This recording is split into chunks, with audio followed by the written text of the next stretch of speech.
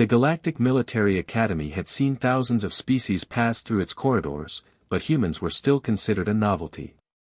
When Earth joined the Interstellar Coalition 3 years ago, most alien species regarded them with a mixture of curiosity and condescension.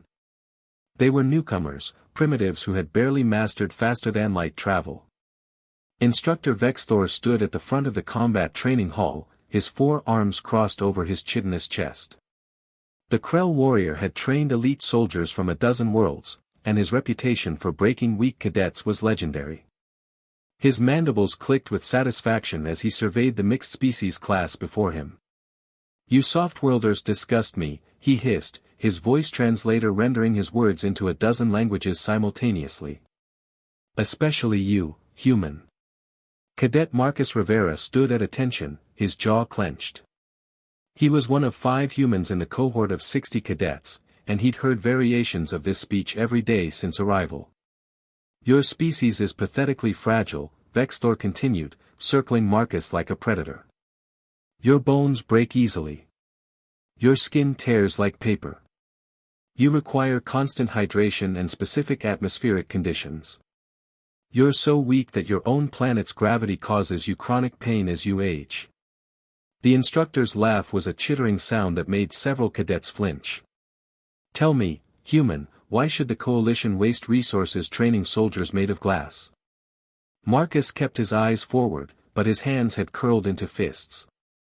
Around him, the other cadets, the scaled Draconians, the crystalline Lumens, the massive Thorians, shifted uncomfortably. This was normal. Humans always got the worst of Vexthor's contempt. No response. Vexthor leaned closer, his breath reeking of ammonia. "Perhaps you're also intellectually." The instructor never finished his sentence. Marcus moved with a speed that shocked every being in the room. His fist connected with Vexthor's mandible with a crack that echoed through the hall like a gunshot. The Krell warrior, who stood nearly 7 feet tall and weighed 300 pounds, stumbled backward, his jaw hanging at an unnatural angle. The room fell into absolute silence. Vexthor touched his face with one of his 4 hands, his eyes widening in disbelief. Green blood trickled from his mouth. He tried to speak, but only a garbled sound emerged from his broken jaw. "You want to know why the Coalition should train humans?" Marcus's voice was steady, cold. "Because we're not weak. We're adaptable. We evolved on a death world where everything, the weather, the predators, the diseases, tried to kill us constantly. We learned to endure." He stepped forward, and despite his smaller stature, Vexthor retreated. "You think we're fragile because we need water and oxygen? We're the only species in this academy that can function on over 80% of documented worlds without environmental suits.